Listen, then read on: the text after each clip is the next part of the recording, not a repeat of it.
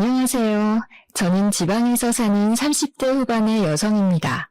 여러분은 하루에 물을 몇 잔 마시나요? 저는 원래 물을 거의 마시지 않았는데 물을 적당히 마시면 건강에 좋다고 해서 하루에 8잔씩은 꼭 마시려고 해요. 그런데 이 물도 너무 과하게 마시면 몸에 좋지 않다고 합니다.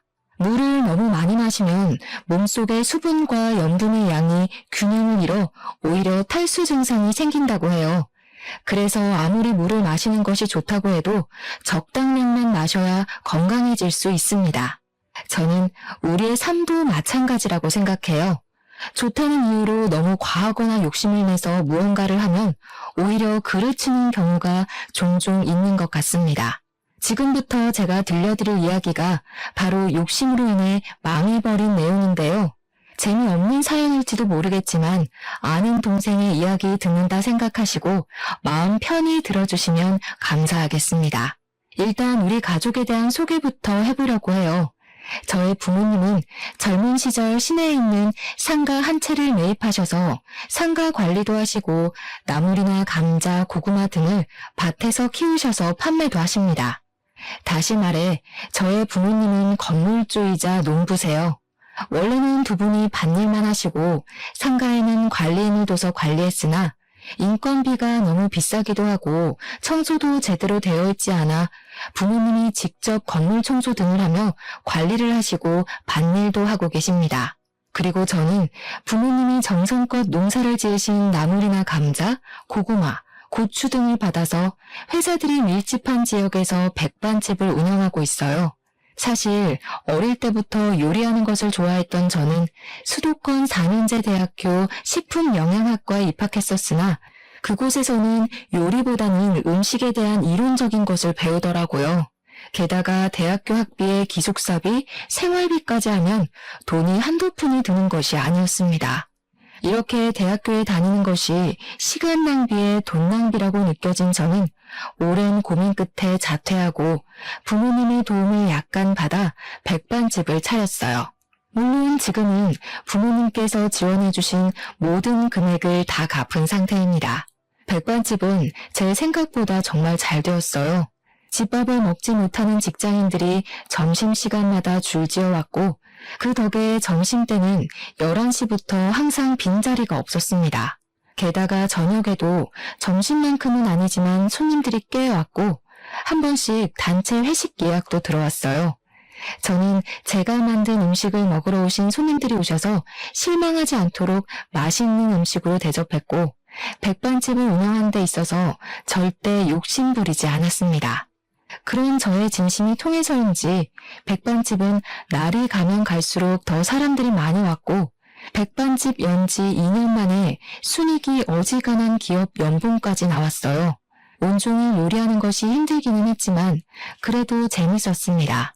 그렇게 한 곳에서 15년 가까이 일했고 어느덧 저는 제대로 된 연애도 못 해보고 나이는 점점 들어 30대 후반이 되었어요. 오랫동안 장사를 하다 보니 단골 손님들도 많이 생기고 제법 친해진 사람들도 생겼는데 그중에 친절하고 착해 보이는 분이 한 분 계셨습니다. 그분은 회사 사람들과 몇 년째 식당에 오셨는데 일주일에 서너 번은 계속 마주치다 보니 친해지게 되었고 어쩌다가 그분의 이름과 연락처도 알게 되었는데 이름이 임준석이었어요. 준석 씨는 한 회사에 6년째 다니고 있는 과장이었고 저처럼 일만 하느라 결혼도 못한 상태였습니다. 우리는 몇 번씩 대화를 나누다가 자연스레 호감이 생겼고 식당이 아닌 외부에서 약속을 정하고 만나기도 했어요. 저는 점점 준석 씨에게 이성적인 설렘이 느껴졌고 어찌어찌 하다 보니 연인이 되었습니다. 연인이 되고 나서 우리는 애견 카페에 종종 갔어요. 둘 다 강아지를 정말 좋아했으나 저도 그렇고 준석 씨도 그렇고 일하느라 바빠 강아지를 키울 자신은 없었습니다. 아무래도 강아지를 키우면 산책도 시켜주고 옆에서 같이 놀아주고 해야 하는데 저나 준석 씨나 거의 집에서는 잠만 자는 상황이라 집에 오랜 시간 혼자 있을 강아지가 안쓰러웠어요. 그래서 강아지를 키우지는 않고 대신 애견 카페에서 강아지들과 시간을 보내는 것을 좋아했습니다. 그 당시 제 나이는 37이었고 준석 씨는 41였어요. 둘 다 적은 나이는 아니었기에 짧은 연애를 하고 바로 결혼하고자 했습니다. 우리 부모님은 한 번도 데리고 오지 않았던 남자를 드디어 데리고 왔다면서 준석 씨를 아주 많이 반기셨어요. 이어서 준석 씨 집에 갔는데 준석 씨의 아버지는 10년 정도 전에 돌아가셨고 어머니만 계셨습니다. 준석 씨의 어머니는 아버지의 사망보험금과 아버지께서 일하시며 모아두신 돈과 연금 등으로 생활하시고 계셨고 따로 일하시지는 않고 계셨어요. 첫인사를 드리러 갔을 때 준석 씨의 어머니께서는 저를 좋아하시지도 그렇다고 싫어하시지도 않으셨습니다. 준석 씨가 엄마가 조금 낯가림이 심하시다고 해서 저는 그냥 그러려니 하고 말았어요. 그 뒤로 우리는 바로 결혼 준비를 했습니다. 결혼 준비를 하며 신혼집을 구하러 다녔는데 아무리 계산기를 두드려 봐도 우리의 예산으로 살만한 집이 없었어요. 여기가 지방이기는 하지만 그래도 집값이 생각보다 너무 비싸더라고요. 집을 구하지 못해 발을 동동거리고 있는데 친정 부모님이 집을 아직 구하지 못했으면 아버지 명의로 된 시내 아파트에서 일단 살라고 하셨습니다. 사실 우리 친정 부모님은 외곽에 주택이 하나 있고 시내에 집이 하나 있어요. 봄, 여름, 가을에는 밭일도 해야 해서 외곽 주택에서 주로 계시고 겨울에는 밭일이 없으니 시내 아파트에서 생활하셨거든요. 외곽에 계시면 생활이 불편하지 않겠냐고 했더니 외곽이라고 해도 시내까지 가는데 차 타고 10분이면 되고 아버지, 어머니 두 분 다 운전하셔서 크게 불편하지는 않다고 하셨습니다. 그렇게 친정 부모님의 도움으로 우리는 신혼집을 쉽게 구할 수 있었어요. 신혼집을 구한 후에는 모든 결혼 준비가 일사천리로 진행되었습니다. 결혼 준비를 하면서도 준석 씨의 어머니, 이제는 저의 예비 시어머니는 여전히 저를 그렇게 반기시지는 않았어요. 하루는 저녁 장사를 마치고 집에 가려는데 길에서 익숙한 뒷모습이 보였습니다. 자세히 보니 예비 시어머니였어요. 저는 반갑게 아는 척을 하려고 했는데 진지하게 누군가와 통화 중이시더라고요. 그날은 회식 예약이 있어서 늦게 끝났고 평일인데다가 지방이라서 밤에 사람이 그다지 많이 없었습니다.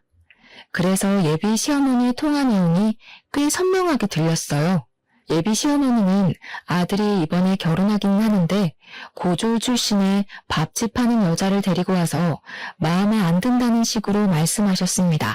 준석이가 지금 나이가 40이 넘기도 했고 친정에서 아파트를 해줘서 일단 결혼을 시키기는 하는데 친정도 아파트 아니면 그냥 밭농사나 지으며 사는 것 같고 아무튼 너무 마음에 안 든다고 하시며 속상하다고 울먹이셨어요.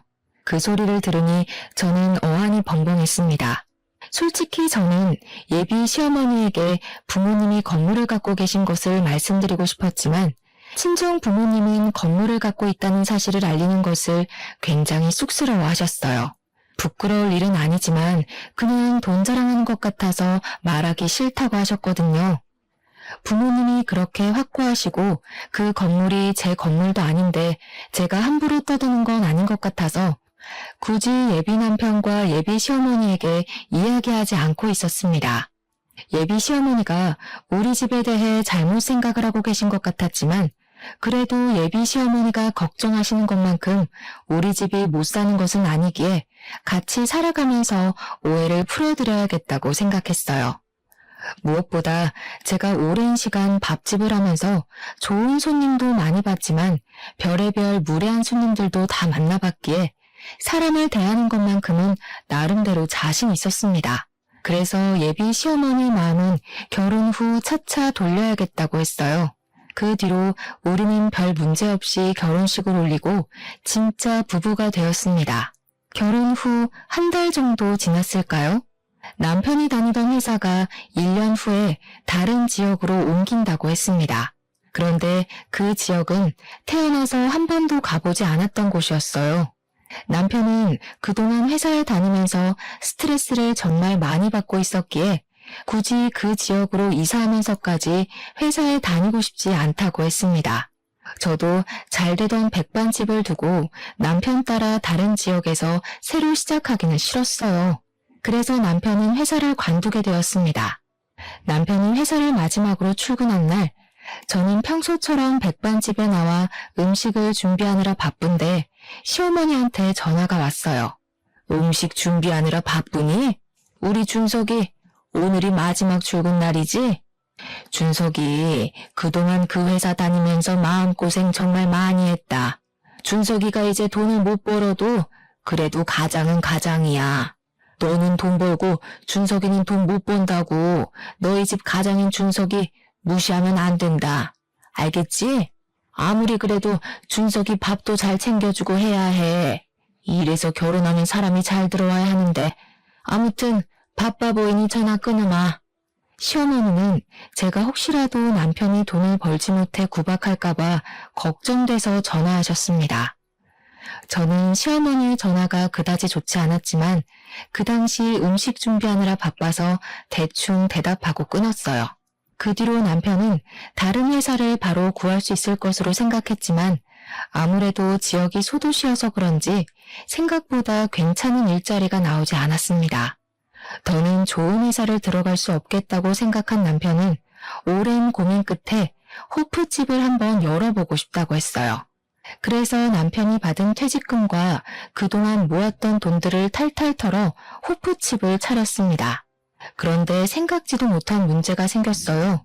코로나가 전국적으로 확산하여 확산 방지 차원으로 나라에서 심야 영업시간을 제한해버렸습니다.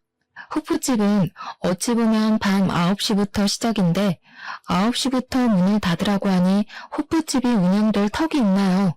결국 1년 뒤에 큰맘 먹고 열었던 호프집이 망해버렸습니다. 호프집이 문을 닫고 남편은 다시 백수가 되었고 저는 여전히 백반집을 운영하고 있었어요. 하루는 주말에 집에서 쉬고 있는데 시어머니가 다짜고짜 집에 찾아왔습니다. 에이, 이 집에 멍청한 년 들어와서 제대로 되는 일이 없어. 이제 우리 아들 어찌할 거니? 갑자기 오셔서 그게 무슨 소리세요? 내가 답답해서 그런다. 우리 준석이 너랑 결혼하기 전에는 이 지역에 흔치 않은 수도권 대학 졸업자였어. 게다가 좋은 기업 다니며 적지 않은 월급 받으며 잘 살았는데 고졸의 밥집 하는 너 만난 이후로 제대로 되는 것이 없어. 에휴, 잘 다니던 회사가 갑자기 다른 지역으로 이사를 하질 않나. 호프집도 쫄딱 망해버리지 않나. 내가 요새 니들 생각하면 걱정돼서 잠이 안 와, 잠이. 엄마, 그런 이야기 하지 마. 니네 백반집에서 열심히 일하고 있는데 그런 이야기하면 어떡해. 제가 고졸에 백반집 하는 것 맞기는 하는데요. 그런다고 제가 어머니한테 이런 소리 들을 이유는 없다고 생각해요. 말씀이 너무 심하신 것 같아요. 시어머니는 집에 오자마자 저에게 결혼시킨 것을 후회한다는 식으로 말씀하셨습니다. 시어머니가 걱정되는 것은 이해하지만 솔직히 답답하기는 제가 더 답답했어요. 코로나로 인해 회사들도 단축근무 또는 재택근무로 많이 전환되기도 하고 점심시간에 식당 이용하기보다는 도시락을 많이 먹으면서 백반집의 매출도 점점 줄었습니다. 저는 배달을 하거나 포장을 하지도 않았기에 코로나로 인한 타격이 꽤 컸어요. 남편은 일을 도무지 못 구하고 있었고 제가 백반집에서 번 돈으로만 생활하려니 힘들어 죽겠는데 시어머니까지 와서 제가 멍청해서 이렇게 되었다는 소리를 들으니 너무 속상해서 눈물이 다 났습니다. 시어머니는 제가 갑자기 울자 당황해하면서 나가버렸고 남편은 그런 저를 위로해 주었어요. 어머니한테 다시는 이런 말 듣지 않게 하겠다고 하고 자신도 얼른 일을 구해보겠다고 했습니다. 그 뒤로도 여전히 장사는 힘들었어요. 하루는 가게 앞에 앉아 한숨 쉬고 있는데 친정 부모님이 오셨습니다. 시내에 볼 일 있어서 왔다가 잠깐 들렸는데 왜 이리 얼굴이 상했냐고 하셨어요. 저는 엄마에게 남편은 회사를 못 구하고 백반집 매출도 안 나와서 너무 힘들다고 했습니다. 그리고 시어머니가 아직도 저를 그다지 좋게 생각하지 않는다고 말하고 싶었지만 부모님이 속상해하실까봐 말하지 않았어요. 부모님은 저의 이야기를 듣더니 그동안 힘들었을 텐데 왜 내색하지 않았느냐고 하셨습니다. 그러면서 그렇게 정 힘들면 일단 지금 사는 집 명의를 제 명의로 바꿔주시겠다고 했어요. 나중에 혹시 더 힘든 일이 생기거나 하면 그때 그 집을 팔던가 해서 자금을 마련하라고 했습니다. 그리고 이거는 일단 혹시 모르니 시댁이나 남편에게 굳이 말하지 말고 여전히 명의는 부모님 명의인 것처럼 하라고 했어요. 제가 굳이 왜 그래야 하냐고 했더니 여자도 뭔가 비빌 언덕이 있어야 한다며 일단 제 명의로 하되 남편에게는 비밀로 하라고 했습니다. 그렇게 저는 부모님의 말씀대로 집을 제 명의로 몰래 바꾸었어요. 남편은 그 뒤로 열심히 일을 구해보려고 했지만 코로나 시국이라 회사에 다시 들어가기 힘든 상황이었습니다. 저는 더는 가게 장사만으로는 안 될 것 같다는 생각에 배달을 시켰어요. 회사에 도시락 배달을 하니 조금씩 주문이 들어오기는 했지만 배달료가 너무 비쌌습니다. 그래서 남편에게 당장은 일하지 않으니 점심시간만이라도 배달을 도와달라니까 대졸 출신인 내가 어떻게 배달을 하러 다니냐며 싫다고 했어요. 그러면서 자신에게 기가 막힌 사업 아이템이 있다고 하며 저에게 한번 들어보라고 했습니다. 사실 이 동네에 강아지를 키우는 사람들이 많은데 강아지들이 마땅히 놀만한 곳은 없었어요. 요새는 목줄도 의무화되고 큰 개들은 입마개도 꼭 해야 하며 개물림 사고가 잦다 보니 애견인들이 마음 놓고 다닐 곳이 생각보다 없었거든요. 그래서 남편은 애견 유치원을 열고 싶다고 했습니다.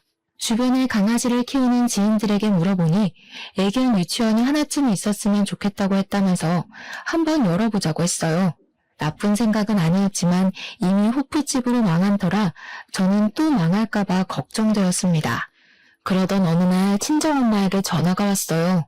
남편은 요새 회사 구하고 있냐길래 사실 지금 애견 유치원을 창업하고 싶다 해서 일을 도와줘야 할지 말아야 할지 고민이 된다고 했습니다. 친정엄마는 처음에 아버지가 상가 매입한다고 하셨을 때 엄청 말렸는데 지금은 결국 잘 되고 있지 않냐며 한번 남편 믿어보라고 했어요. 그리고 친정엄마 지인분들도 이 근처에 강아지들이 놀만한 곳이 없다고 이야기했다며 애견 유치원 하나쯤 생기면 잘 될 것 같다고 하셨습니다. 그리고 다음날 친정아빠가 남편과 저에게 전화해서 잠깐 친정으로 오라고 했어요. 친정아빠는 남편에게 애견 유치원 차릴 생각이 있다고 하던데 어떤 식으로 할 건지 한번 이야기해 보라고 하셨습니다. 친정아빠가 사실 지금은 사업을 안 하시지만 젊을 때는 사업을 크게 하셔서 안목이 꽤 좋으시거든요. 건강상의 문제로 회사를 친척에게 넘기고 지방으로 내려오기는 했지만 그때 사업으로 번 돈으로 이곳에 주택과 아파트 그리고 상가를 사신 것입니다. 친정아빠는 남편의 사업 계획을 들어보시고는 가능성이 있다고 생각하셨는지 돈을 빌려줄 테니 한번 해보라고 하셨어요.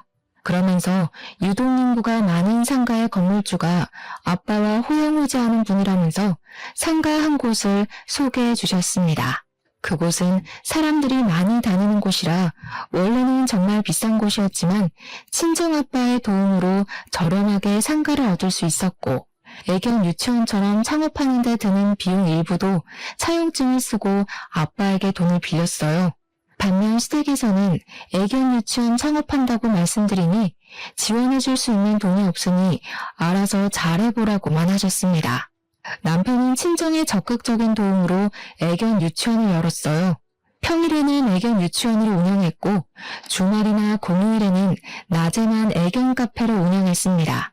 저는 평일에는 백반집을 운영했고 주말에는 애견 카페로 출근해서 남편의 일을 도왔는데 생각보다 손님이 꽤 많았어요.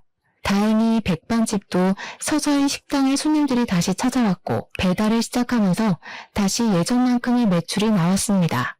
그렇게 백반집, 애견 유치원 모두 안정이 되어가던 어느 날씨 좋은 날 주말이었어요. 남편은 카페 운영하는데 필요한 소모품이 없어서 사러 나갔고 저 혼자 애견 카페에서 일하는데 시어머니가 오셨습니다. 너는 어떻게 카페를 열었는데 시애미한테 한 번이 오라는 소리를 안 하니? 역시 밥집 하는 무식한 것이라 그런지 생각도 없고 예의범절도 없고 그동안 바빠서 연락 못 드렸어요. 평일에는 제가 운영하는 백반집이라고 주말에는 보시다시피 요새 손님이 많이 와서 정신없네요. 난 솔직히 네가 있어서 여기도 호프집처럼 망하면 어쩌나 걱정했는데 그나마 여기는 좀 잘 되나 보다. 하긴 우리 준석이가 좀 똑똑하긴 하지. 준석이가 너같이 고졸에 밥집이나 겨우 하는 멍청한 애를 마누라로 들이지만 않았어도 더 크게 성장했을 텐데 말이야. 시어머니는 여전히 제가 고졸에 밥집 하는 멍청한 애라고 하며 저에게 싫은 소리를 하셨습니다. 그때 남편이 카페 물건을 사서 돌아왔고 남편 역시 시어머니가 저에게 뭐라고 하는 것을 다 들었어요. 엄마 왔어? 엄마, 우리 미네 좀 예뻐해줘.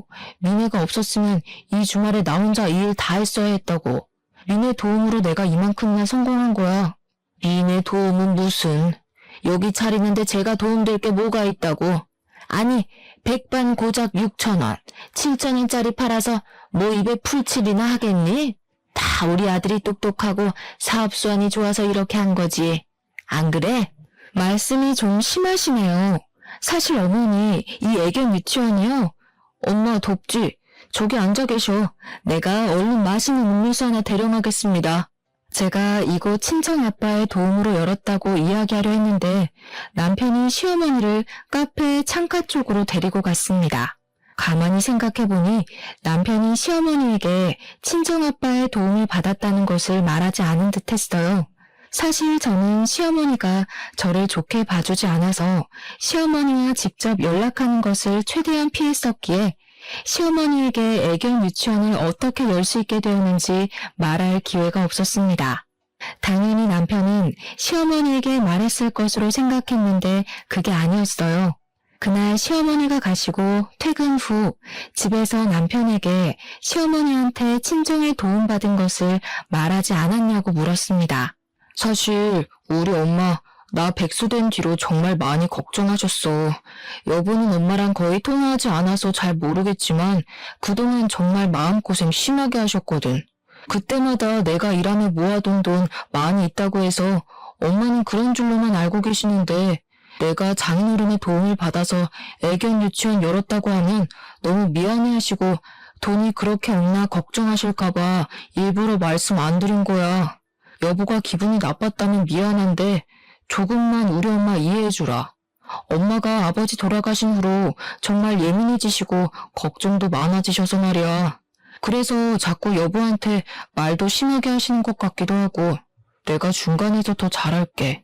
남편이 이렇게 이야기하는데 제가 더는 할 말이 없었습니다. 저는 남편에게 아빠의 도움을 받았던 것은 굳이 말씀 안 드려도 되지만 시어머니가 저에게 막말은 못하게 중간에서 잘 막아달라고 했어요. 그 뒤로 남편의 애견 유치원은 잘 되었습니다. 원래는 남편 혼자 운영했지만 아르바이트생도 2명이나 두었어요. 아르바이트생을 둔 뒤로도 매출이 쭉쭉 올랐고 백반집 매출과 남편의 애견 유치원 매출을 합치면 적지 않은 돈을 벌었습니다. 사업에 재미를 본 남편은 이어서 애견 유치원을 체인점으로 내고 싶다고 했어요. 저는 사실 체인점은 아니라는 생각이 들었습니다. 음식점도 하나만 있을 때는 잘 되다가도 2호점, 3호점이 생기면 맛이 변하고 손님도 뚝 끊기는 경우가 허다하잖아요. 물론 애견 유치원은 음식점은 아니라 다를 수도 있으나 저는 지금의 애견 유치원 하나만으로도 앞으로 우리가 먹고 사는데 지장이 없다고 생각했습니다. 또한 남편만 일하는 게 아니라 저도 백반집을 운영하고 있잖아요. 솔직히 남편도 힘들겠지만 저도 평일에는 백반집, 주말에는 애견 카페 운영하느라 너무 피곤하고 힘들었습니다. 그런데 2호점, 3호점까지 내면 아르바이트생들을 더 고용한다고 해도 분명히 힘들 것이 아니겠어요?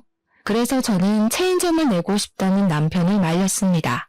하지만 남편은 끝까지 체인점을 내자고 했고 상가 자리를 알아보러 이 사람 저 사람들을 만나러 다녔어요. 그러던 어느 날이었습니다.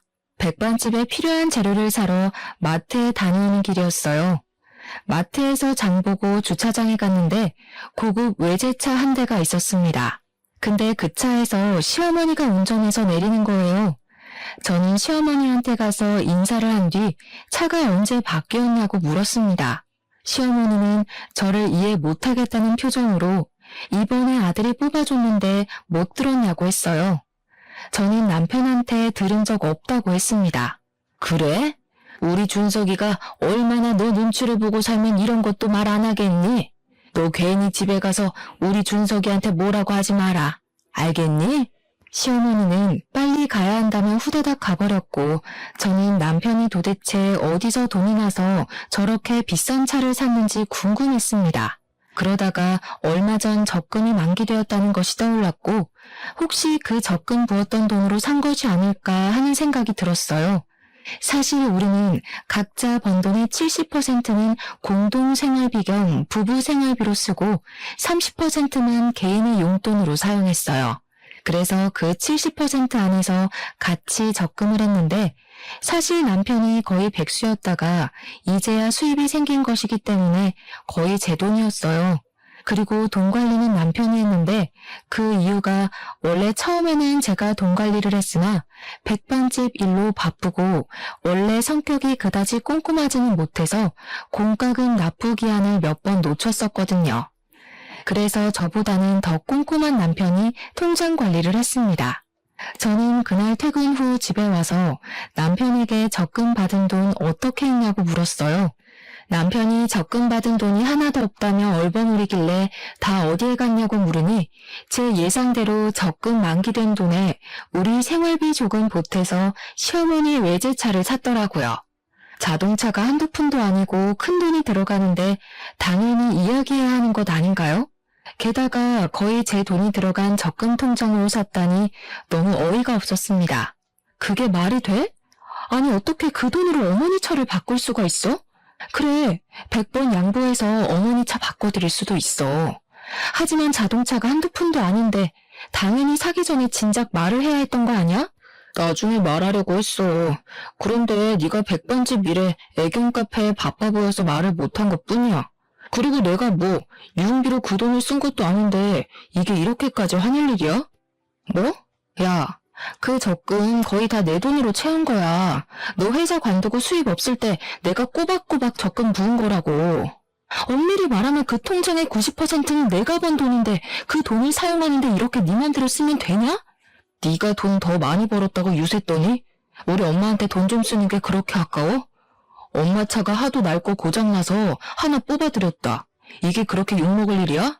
어머니가 필요하시면 돈 좀 쓸 수 있어. 그런데 이렇게나 큰 돈이 나갔으면 당연히 함께 상의해야 하는 거 아니야? 네가 이렇게까지 효자일 줄 몰랐네. 남자들은 결혼하면 다 효자 된다더니 그 말이 딱 맞네. 아주 딱 맞아. 지금 비꼬니? 난 도대체 네가 왜 이렇게 화내는지 모르겠어. 나 바람 좀 쐬고 올게.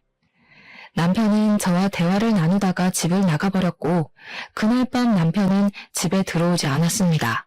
다음날 남편은 집에 들어왔지만 우리는 그 뒤로 며칠 동안 말을 하지 않았어요. 그러다가 주말이 되었고 저는 당연히 애견 카페에도 가지 않았습니다. 그리고 일요일 저녁, 대충 저녁을 먹고 자려는데 남편이 할 말 있다고 하며 저를 불렀어요. 무슨 말 하려나 싶어 앉아보니 자기가 생각이 짧았다고 미안하다고 했습니다. 솔직히 장인어른 장모님은 두 분이 살고 계시지만 자기 엄마는 혼자 계셔서 더 안타까웠다고 하며 그런 마음 때문에 이런 일을 저질렀다고 했어요. 그러면서 다음에 혹시라도 또 이런 일 생기면 꼭 말하겠다고 했습니다. 저는 남편에게 알겠다고 하며 다시 또 이렇게 비싼 것을 살 일이 있으면 먼저 말을 해달라고 했어요. 그 뒤로 우리는 다시 평소처럼 잘 지내기는 했으나 솔직히 내 마음은 예전처럼 편하지만은 않았습니다. 남편에 대한 신뢰를 잃었고 솔직히 남편이 통장 관리를 하고 애견 유치원의 실제 매출액을 모르기에 정말 70%를 공동생활비로 내는 것인지 아니면 일부만 내는 것인지에 대해 확인할 길이 없었어요. 그렇게 시간이 흘러 시어머니의 환갑이 왔습니다. 일반 생신도 아닌 환갑이었고 좋든 싫든 저는 그분의 며느리이니 우리 집에서 생신상을 직접 차리기로 했어요. 다행히 시어머니는 아주 저의 생신상을 만족해 하셨습니다. 시어머님이 음식을 다 드신 후 아주 조심스럽게 갖고 싶은 것이 있다고 하셨어요. 얘들아, 요새 온몸이 쑤시는 것이 너무 힘들단다. 저번에 친구 집에 가서 안마의자를 했는데 정말 너무 시원하고 좋던데 혹시 안마의자 하나 사줄 수 있겠니? 너희 둘 다 요새 잘 벌잖아. 남들은 같이 해외여행 가고 한다던데 나는 너희들 바쁘니 그건 바라지도 않는다. 다만 안마의자 하나만 사줘. 시어머니는 우리에게 환갑 선물로 안마의자를 사달라고 하셨습니다. 솔직히 우리 부모님은 저에게 생신 때조차 뭐가 필요하다는 말씀을 하신 적이 없으셨는데 시어머니는 안마의자를 사달라고 하시는 이 상황이 조금 이해가 가지는 않았어요. 그래도 우리가 여건이 되기는 하고 다른 날도 아니고 환갑이니 좋은 마음으로 안마의자를 사드리기로 했습니다. 그리고 몇 개월이 지났어요. 백반집에서 저녁 장사 준비로 정신없이 식재료를 손질하고 있는데 남편이 식당으로 찾아왔습니다. 남편은 저에게 아르바이트생들 월급을 줘야 하는데 돈이 없다며 조금 도와달라고 했어요. 저는 분명 애견 유치원에서도 나오는 매출이 있는데 지금 무슨 소리냐고 물었습니다. 2호점, 3호점 낸다고 사람들 만나서 접대비 내고 했더니 지금 마이너스야. 지금 당장 아르바이트생들 월급도 주고 상가 관리비도 내야 하고 돈 나갈 것이 너무 많은데 이를 어쩌지? 그동안 모아둔 돈 있으면 한 번만 좀 도와주면 안 될까? 뭐? 아니 아무리 그래도 월급이나 관리비는 빼놓고 돈을 썼어야지. 그런데 그게 얼마나 된다고 마이너스까지 돼? 이따 밤에 확인 좀 해봐야겠어. 확인하고 나서 돈을 빌려주든 말든 할게. 남편은 제 앞에서 돈이 없다고 울상이었습니다. 그날 밤 퇴근 후 집에 가서 남편과 함께 통장을 확인해보니 남편은 꾸준히 시어머니한테 용돈을 보내고 있었어요. 게다가 체인점을 오픈한다고 사람들을 만나서 모든 밥값을 다 남편이 내고 있었습니다. 저는 남편에게 네 사업 유지하는데 메꿔줄 돈 없다고 했고 남편은 그럼 친정에서 빌려서라도 돈 좀 구해달라고 했어요. 당당하게 돈을 요구하는 남편의 태도에 기가 막혀서 저는 절대 돈을 안 줄 것이라고 단호히 거절했습니다. 사실 아빠는 그동안 밭농사로 재배한 나물들이나 고구마, 감자 같은 것들을 파셔서 돈을 모아오셨는데 이번에 아빠 명의의 밭을 하나 팔아서 그동안 모으신 돈과 합쳐서 건물 하나를 더 사셨어요. 그 건물이 바로 남편이 운영하는 애견 유치원 건물이었고 아빠는 사위가 애견 유치원을 하고 있으니 월세를 엄청 싸게 주려고 했습니다. 솔직히 아빠가 애견 유치원 열 때도 많이 도와주셨고 이번에도 월세를 확 깎아주신다고 하는데 저도 염치가 있지 어떻게 아빠한테 더 돈을 달라고 합니까? 당연히 못하겠다고 했어요. 그랬더니 남편은 그럼 이 집 팔고 시댁에 들어가자고 하길래 지금 무슨 말을 하느냐고 했습니다. 저번에 너네 부모님이랑 너랑 백반집에서 이야기하는 거 다 들었어. 애견 유치원 열기 전에 이 집 네 명의로 바꿔주셨잖아. 아니야? 그러면서 나한테는 말 한마디 안 하고 내가 우리 엄마 차 바꿔주니까 그거 가지고 생 난리냐? 솔직히 엄밀히 따지면 너도 날 속인 거 아니야? 내가 속인 거 다 용서해 줄 테니까 이 집 팔아서 그 돈으로 급한 불 해결하고 체인점도 만들자. 그렇게 할 수 있지? 그게 말이 된다고 생각해? 솔직히 이 집 부모님이 열심히 일해서 모은 돈으로 마련하신 집이야.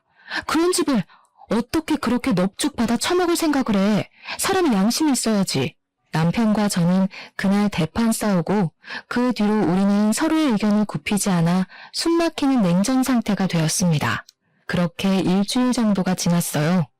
그날은 우리 엄마 생신이었고 다음 날이 시아버지 제삿날이었습니다.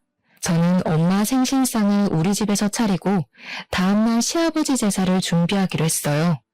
남편도 엄마 생신이니 오라니까 일하느라 바쁘다고 안 온다고 했습니다.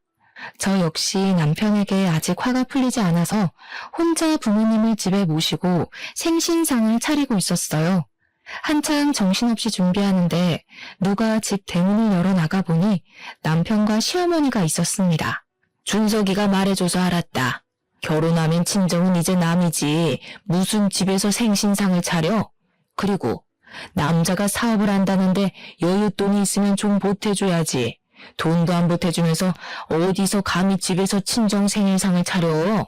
시어머니는 집에 신발도 벗지 않고 들어오더니 제가 정성껏 준비한 엄마의 생신상을 그대로 뒤집어 엎었습니다.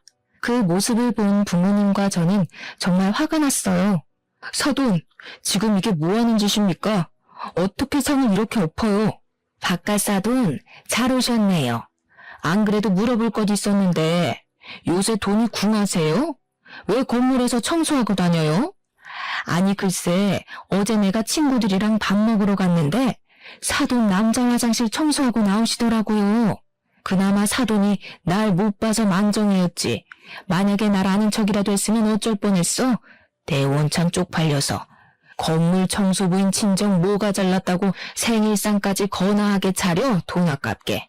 아빠가 예전에 산 건물에 꽤 괜찮은 음식점이 하나 있는데 시어머니가 그 음식점에서 밥을 먹고 나오는 길에 화장실 청소하고 나오시는 아빠를 보셨나 봐요. 시어머니는 건물 청소하는 아빠의 모습이 부끄러웠다고 하며 대놓고 면박을 주었습니다. 네, 제가 그 건물 청소합니다. 그런데 제가 왜 그 건물 청소하고 다니는지 아세요? 뭐 보나마나 푼돈 몇 푼 좀 벌어보려는 거겠지 뭐. 어찌 보면 틀린 말은 아니네요. 인건비 좀 줄이려고 제가 직접 청소하고 다니는 거니까요. 인건비? 무슨 인건비? 당신이 그 건물 주인이라도 돼? 그 조물주 위에 있다는 건물주라도 되느냐고. 네, 그 건물 주인이 바로 접니다. 건물 관리 청소 용역까지 쓰려니 아무래도 돈이 한두 푼 드는 것이 아니라서 제가 직접 그 건물 관리하고 있었다고요. 그 건물에 상가 풀로 입점한 건 아시죠? 그리고 말이죠. 당신 아들이 운영하는 애견 유치원 그 건물도 이제 제 건물입니다. 거기 건물주가 바로 나라고요. 아빠는 그동안 돈 자랑하는 것 같다며 굳이 밝히지 않았던 건물주라는 사실을 밝혔습니다. 이 말에 시어머니는 깜짝 놀라고 그 옆에 있던 남편 역시 예상치도 못한 상황에 깜짝 놀라더니 이내 표정이 밝아졌어요. 장인어른이 새로운 건물주셨어요? 미네야, 장인어른이 건물주이시니까 우리 이제 월세 걱정할 필요 없겠다. 장인어른 감사합니다. 나한테 뭐가 감사하다는 건가? 너네 엄마가 여자가 결혼하면 친정은 남이라고 하지 않았나? 즉 우리는 남남인 사이이니 내가 자네의 월세를 깎아줄 필요도 전혀 없겠지. 안 그런가? 아니, 아까 그 말은 그런 뜻이 아니고 말이 그렇다는 거죠, 말이. 그만큼 여자는 시댁에 잘해야 한다 이 뜻이지 무슨 말을 또 그렇게 고지고대로 해석하고 있어요. 그럼 그게 뭔 뜻인데요? 호의가 계속되면 걸린 줄 안다더니 그 애견 유치원 한다고 내가 지원해준 돈이 얼만데 지금 뭐 어디서 큰 소리야? 큰 소리 칠 사람이 누군데? 임서방, 자네 애견 유치원 처음 열 때 내가 준 돈 다시 다 뱉어내게. 우리는 남이니 나는 그 돈 다시 받아야겠네. 그리고 원래 자네 애견 유치원 월세는 깎아주려고 했는데 자네 엄마 말대로 친정은 남이니까 굳이 그럴 필요도 없겠어. 월세는 그대로 유지하고 처음에 지원해준 돈 다시 다 뱉어내. 한 푼도 빠짐없이 말이야. 아빠의 말에 남편과 시어머니는 열심히 머리를 굴리더니 아무리 생각해도 자신들이 불리한 조건이라는 것을 깨달았는지 말이 헛나왔다며 좋은 날 괜히 역정내지 말고 한 번만 봐달라고 했습니다. 그러나 이미 이전부터 화가 난 아빠는 매우 단호히 거절했어요. 아빠가 많이 단호하시네. 그리고 나도 할 말 있는데 솔직히 그동안 정말 참고 살았는데 버는 족족 시댁에다가 다 갖다 바치는 너랑은 도무지 못 살겠다. 우리도 여기서 갈라서자. 나는 일단 우리 엄마 생일 파티하러 친정 갔다가 일주일 뒤에 올 테니까 이 집에 있는 네 짐들 다 정리해놔. 일주일 후에도 짐들 정리 안 돼 있으면 다 버려버린다. 여기 이 집 내 명의인 거 알지? 참, 그리고 저기 부엌도 좀 정리하고. 저는 일주일의 기한을 주고 짐 다 빼라고 하고 이혼하자고 했습니다. 그리고 일주일 뒤 저는 이혼 서류를 들고 다시 집에 갔어요. 남편은 집에 없었고 남편의 짐이 다 아직 집에 있길래 직접 캐리어에 넣어서 시댁에다가 이혼 서류와 함께 퀵으로 보내버렸습니다. 이걸 본 시어머니가 저에게 전화했어요. 세아가, 그동안 내가 너한테 고졸에 밥집 한다고 무시해서 속상했지? 미안해. 네가 너무 잘 나가서 혹시라도 우리 아들이 기죽어서 살까봐 그랬던 거야. 나 사실 네가 정말 너무 대단하다고 느꼈다. 그러니까 대단한 우리 며느님이 바깥 사돈 설득 좀 시켜줘봐. 바깥 사돈이 월세도 기존보다 2배로 올려버리고 애견 유치원 열 때 빌려준 돈을 다 뱉어내라는데 우리가 그 돈을 어떻게 구하니? 그러든 말든 제가 알 바 아니죠. 저와 남편 이제는 이혼할 건데요. 아무튼 길게 통화할 것도 없고 이혼 서류 작성해서 법원 앞에서 보자고 전해주세요. 전화 끊습니다. 시어머니와 전화를 끊고 나니 남편이 집으로 왔습니다. 남편은 저에게 어떻게 이혼 서류까지 내밀 수가 있냐고 화를 내며 따져댔어요. 돈 버는 족족 나 몰래 시댁에다가 다 갖다 바치고 그 돈 모자라 너네 엄마는 우리 부모님한테 막말까지 했어. 게다가 그동안 네가 생활비를 제대로 내기라도 했니? 알아보니까 이런 것도 다 이혼 사유더라. 만약에 이혼 소송이라도 가면 너는 유책 배우자가 돼서 위자료까지 내야 하는데 감당할 수 있겠어? 나는 너랑은 절대 다시 합칠 생각 없으니까 머리 잘 굴려서 생각해봐. 뭐가 더 좋을지. 남편은 한동안 아무 말도 하지 못하더니 결국 시댁으로 갔습니다. 그리고 며칠 뒤 우리는 법원에 이혼 서류를 제출하고 숙려 기간 후 이혼하게 되었어요. 그 후 전 남편은 아빠의 독촉에 시댁집과 애견 유치원을 팔고 아빠가 주셨던 돈을 다 다시 돌려주었습니다. 그리고 전 남편과 전 시어머니는 단칸방에서 일용직으로 일하며 먹고 산다고 해요. 이렇게 저는 늦은 나이에 겨우 결혼했지만 이혼하고 다시 혼자가 되었습니다. 이번에 이 일을 겪으면서 느낀 점이 하나 있는데 그것은 바로 사람이 욕심을 부리면 그 욕심으로 인해 화를 당한다는 점이에요. 생각해보면 사람이 욕심을 부려서 오히려 망한 경우를 꽤 많이 본 것 같은데 그래도 사람인지라 뭐 하나가 잘 되면 더 많은 것을 얻고 싶은 욕심이 생기는 것 같습니다.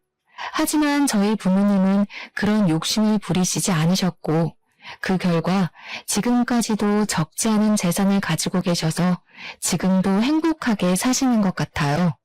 저 역시 이런 부모님을 본받아 앞으로 남은 삶을 살아가는 데 있어서 돈이든 명예든 그 무엇이든 간에 욕심 부리지 않고 정직하게 살려고 합니다. 오늘 이렇게 부족한 글솜씨로 사연을 쓰니 뭔가 속이 후련하기도 하고 더 열심히 살아야겠다는 생각이 드네요. 이제 장사 준비를 하러 갈 시간이 되었네요. 저의 긴 이야기 들어주셔서 감사합니다. 다들 즐거운 식사 시간 보내시고 오늘 하루도 행복하시길 바래요.